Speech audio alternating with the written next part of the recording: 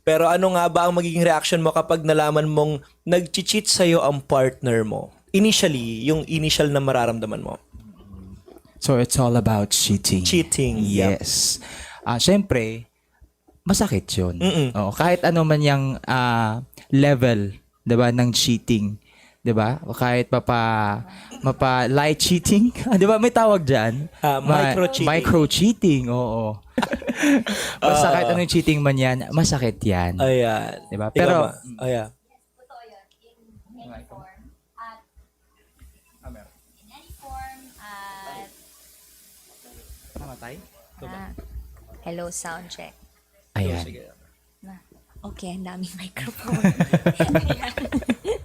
Okay, mag-agree ako kay JM na cheating in any form na however it's presented ay cheating talaga. And ang magiging parang reaction mo, syempre, halong yun, galit and self-doubt na saan ba ako nagkulang or am I not enough? Diba? Totoo. Yan na. Parang nangyari sa inyo dalawa. Ay, wala. Well, ako Ikaw naman, is- for sure ang initial na mararamdaman ko, magagalit ako. galit. Magagalit ako sa kanya. And of course, sa sarili ko kasi hindi ko pa ba nabibigay yung lahat ng mga ng mga kailangan mo, bakit ka pa maghahanap sa iba. And of course, questionin mo yung sarili mo, ano pa ba yung kulang sa akin? Pangit ba ako? Kapalit-palit ba ako? And why? May palinya. Ganon.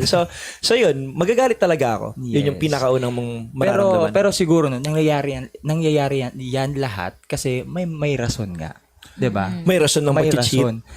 Hindi din natin alam, hindi natin masasabi kung anong rason, kung ano yung punot dulo talaga ng lahat, 'di ba? 'Yun na nga sabi nyo, baka may mga pagkukulang, Yeah. baka may ganon. Yeah. Parang mahahanap mo yung, kunwari, itong bagay na kulang sa partner mo sa Yeah. Ano yun, sa ma? ibang tao. Oh, pero kasi cheating still cheating. So kung nararamdaman mo siguro na mali na yung nangyayari o kaya parang feeling mo may pagkukulang na doon sa relasyon, mag-usap na lang kayo, maghiwalay na lang kayo, and then saka ka na lang magsimula kahit na hindi mo na sundin yung 3-month rule na tinatawag. Totoo. Basta maghiwalay kayo bago ka magsimula Yes. ng bago. Cheating is cheating. Pero to, Go. paano mo i-handle ang bisyo ng inyong partner kung meron? Oh. Well, Paano alam ba? mo, ang mga bisyo, may mga magandang bisyo, may pangit na bisyo. So, itakil natin dito yung mga pangit na bisyo siguro. Like, for example, kanina nabanggit na pagiging lasinggero nitong si Makoy. Kapag too much na kasi yung pagiging lasinggero, paano nga ba? Paano nga ba i-handle yung gan kausapin? Well, pinakauna sa yung lahat. naging issue sa kanila kasi, 'di ba, kanina is pag once pag nagbibisyo na siya kasama niya yung tropa ni Boy, is nakakalimutan niya si girl. Ito si girl, hindi niya anong tawag diyan?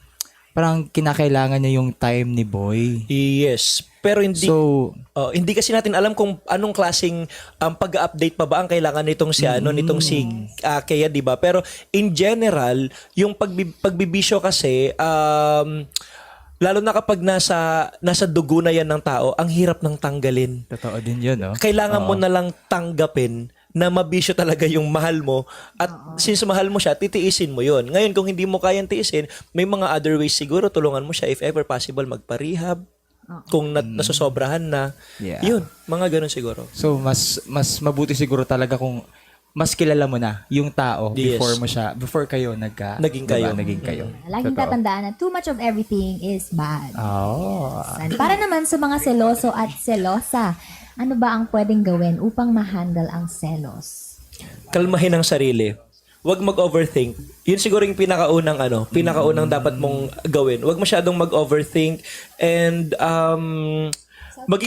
self-worth, maging secure ka lang sa sarili nyo, Assure sa mo yung sarili mo, sarili mo din. and dun sa relationship na meron kayo. Huwag masyadong tamang hinala. Totoo.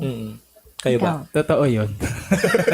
Yun lang sabi ni JM. Pero minsan kasi dati 'di ba, parang nag-overthink ka din talaga, lalo na pag LDR kayo. Yeah, 'Di ba? perfect yun. Nag-overthink ka. Hindi mo maiwasan 'yun, tao tayo. Pero 'yun na nga, dapat mong mas mahalin siguro yung sarili mo, mas bigyan mo ng worth yung sarili mo, 'di ba? Sa kung ano man yung mangyari, alam mo kung saan ka. Oo. 'Yun. Tama. Alam mo kung Ikaw, saan yung lugar mo talaga. Yeah. Mm, Stand your ground and yes. never let your guards down. Yeah. That's true.